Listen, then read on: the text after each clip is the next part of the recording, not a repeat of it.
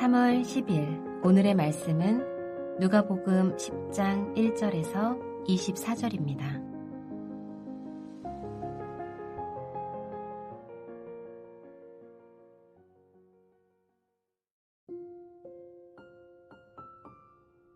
그 후에 주께서 따로 70인을 세우사 친히 가시려는 각 동네와 각 지역으로 둘씩 앞서 보내시며 이르시되 추수할 것은 많되 일꾼이 적으니 그러므로 추수하는 주인에게 청하여 추수할 일꾼들을 보내주소서 하라. 갈지어다 내가 너희를 보냄이 어린 양을 이리 가운데로 보냄과 같도다. 전대나 배낭이나 신발을 가지지 말며 길에서 아무에게도 문안하지 말며 어느 집에 들어가든지 먼저 말하되 이 집이 평안할지어다 하라. 만일 평안을 받을 사람이 거기 있으면 너희의 평안이 그에게 머물 것이요 그렇지 않으면 너희에게로 돌아오리라. 그 집에 유하며 주는 것을 먹고 마시라. 일꾼이 그 삭슬 받는 것이 마땅하니라. 이 집에서 저 집으로 옮기지 말라. 어느 동네에 들어가든지 너희를 영접하거든 너희 앞에 차려놓는 것을 먹고 거기 있는 병자들을 고치고 또 말하기를 하나님의 나라가 너희에게 가까이 왔다 하라. 어느 동네에 들어가든지 너희를 영접하지 아니하거든 그 거리로 나와서 말하되 너희 동네에서 우리 발에 묻은 먼지도 너희에게 떨어버리노라. 그러나 하나님의 나라가 가까이 온 줄을 알라 하라. 내가 너희에게 말하노니 그날에 소돔이 그 동네보다 견디기 쉬우리라. 화 있을진저 고라시나 화 있을진저 벳세다야 너희에게 행한 모든 권능을 두로와 시돈에서 행하였더라면 그들이 벌써 베옷을 입고 제에 앉아 회개하였으리라. 심판때에 두로와 시돈이 너희보다 견디기 쉬우리라. 가버나움아 내가 하늘에까지 높아지겠느냐 음부에까지 낮아지리라. 너희 말을 듣는 자는 곧 내 말을 듣는 것이요 너희를 저버리는 자는 곧 나를 저버리는 것이요 나를 저버리는 자는 나 보내신 이를 저버리는 것이라 하시니라. 70인이 기뻐하며 돌아와 이르되 주여 주의 이름이면 귀신들도 우리에게 항복하더이다.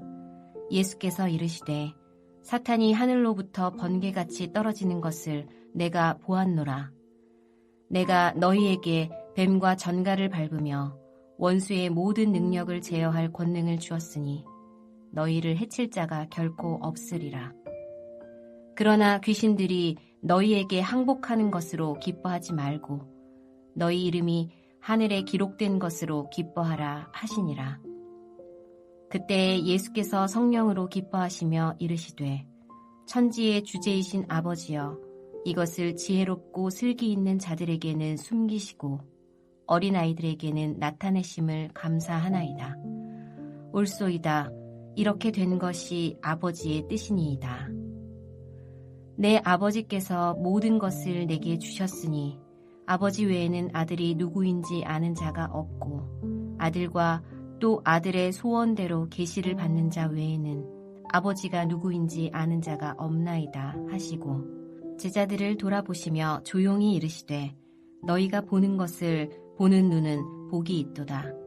내가 너희에게 말하노니 많은 선지자와 임금이 너희가 보는 바를 보고자 하였으되 보지 못하였으며 너희가 듣는 바를 듣고자 하였으되 듣지 못하였느니라. 누가복음 10장 1절에서 24절 말씀을 함께 묵상하겠습니다. 누가복음 9장은 누가복음 내에서도 상당히 중요한 장인데요.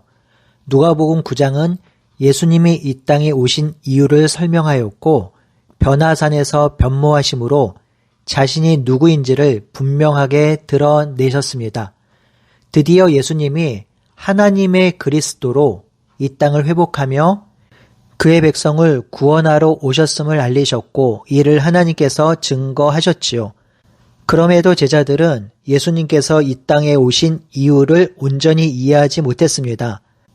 산에서 내려온 후에 자신이 고난받을 것을 또 말씀하셨음에도 불구하고 제자들은 누가 크냐고 또 싸움을 하였지요. 그럼에도 예수님은 제자들에게 제자의 삶과 사역을 가르치셨습니다. 이렇게 해서 9장이 끝나고요. 10장에서는 예수님께서 70제자를 파송하는 장면이 기록되어 있습니다. 이는 자연스러운 흐름이지요. 예수님께서 자기 자신과 사역을 가르치신 후 제자의 삶을 알려주신 목적 중 하나는 하나님 나라 복음을 전하게 하기 위함입니다. 예수님이 제자를 세우신 것은 바로 하나님 나라 복음을 전하기 위함이지요. 만약 제자들이 이 복음을 전하지 않으면 복음은 제자들 대에 끊길 것이며 이 복음으로 더 이상 교회가 세워지지 않을 것입니다. 오늘 본문에서는 12제자 말고 70제자를 파송하시는데요. 예수님을 따르는 자들이 많이 있음을 보여주고 있습니다. 예수님이 70제자를 보내실 때에 어린 양을 이리 가운데 보낸 같다고 하였습니다. 이는 제자들이 복음을 전할 땅이 얼마나 척박하고 악한 권세가 가득한 땅인지를 보게 됩니다. 어린 양에게 일이라는 존재는 항상 두렵고 무서운 존재입니다. 예수님은 파송받은 70제자가 세상에서 겪는 어려움이 그런 어려움일 것이라고 말씀하십니다. 예수님께서는 먼저 복음을 전할 때의 자세를 알려주시죠. 4절에 보면 전대나 배낭이나 신발을 가지지 말라고 합니다. 전대, 배낭, 신발을 가지지 말라는 것은 복음 사역을 위해서 하나님을 철저히 의존하라는 명령이지요. 전대나 배낭이나 신발에 마음을 빼앗기지 말라는 것입니다. 5절에서 7절은 한 집, 즉 가정에 들어갔을 때 어떻게 복음을 전해야 하는지 알려주십니다. 어느 집에 들어가거든 머무는 집에 평안을 빌라고 하셨습니다. 만일 평안을 받을 사람이 거기 없으면 너희의 그 평안이 그에게 머물 것이며 그렇지 않으면 너희에게 돌아올 것이라 하였습니다. 또한 예수님은 그 집에 유하며 주는 것을 먹고 마시라 일꾼이 그 싹을 받는 것이 마땅하니라 이 집에서 저 집으로 옮기지 말라 하셨습니다. 이는 한 가정에 들어갔을 때 그 가정의 임시 구성원이 되라고 하신 것입니다. 그들과 함께 먹고 나누란 것이지요. 이는 한 가정의 환대를 찾아가는 것이며 동량이나 한 끼 식사를 위해서 복음 전하는 것이 아님을 가르치십니다. 그곳에 머무르면서 예수님께서 이루시는 평안을 전하라고 하십니다. 여기서 평안은 평화입니다. 하나님께서 예수님을 이 땅에 보내신 것은 하나님을 거부함으로 하나님과 평화가 깨진 사람과 이 땅을 회복하기 위함이죠. 그러니 평화를 전하라는 것은 예수님을 통해서 하나님 나라가 이 땅에 도래했고 그 하나님 나라 안에서 진정한 평화가 임할 것임을 말하는 것입니다. 8절에서 11절은 마을에 들어갔을 때 어떻게 해야 하는지 알려주십니다. 마을, 동네가 너희를 영접하면 그 앞에 차려놓은 것을 먹고 병자를 고치고 하나님 나라가 가까이 왔음을 알리라고 하셨습니다. 만약 그들이 영접하지 않으면 더 이상 돌보지 말고 나와서 다른 길을 가라고 하셨습니다. 이곳에서도 전해야 할 것은 9절에 하나님 나라가 가까이 왔다는 것입니다. 하나님 나라가 이 땅에 임한 것을 전하는 것이 바로 복음 전도이지요. 예수님은 70제자에게 하나님 나라가 이 땅에 도래하였음을 전하라고 하셨습니다. 12절에서 16절은 하나님 나라 복음을 거절하는 동네, 마을에 대한 심판 선언입니다. 하나님 나라를 거부하는 마을을 향해서 화 있을진저 하시면서 심판을 선포하시는데요. 이때 등장한 도시가 고라신과 벳세다이며 15절의 가버나움입니다. 가버나움이 비난을 받는 도시에 포함된 것은 다소 놀라운데요. 왜냐하면 가버나움은 누가복음에서 첫 번째 기록된 기적이 가버나움에서 행해졌기 때문이죠. 이들 마을에 대한 심판 선언은 과거 두로와 시돈에 대한 심판 선언을 상기하게 되는데요. 두로와 시돈은 우상 숭배가 가득한 땅으로 하나님의 심판 아래 놓인 도시였지요. 이 두로와 시돈보다 지금 하나님 나라를 거부하고 받아들이지 않는 마을과 동네가 더 악하며 더 큰 심판이 있을 것이라 하십니다. 여기에 덧붙여 12절에 이 심판 때에 소돔이 견디기 더 쉬웠을 것이라고 하는데요. 예수님의 메시지는 이것입니다. 만약 두로와 시돈에 그리고 소돔에 예수님이 오셔서 예수님의 능력을 보이셨다면 이렇게 악한 도시라도 그 도시의 사람들이 오히려 배 옷을 입고 회개하였을 것이라고 하는 것이죠.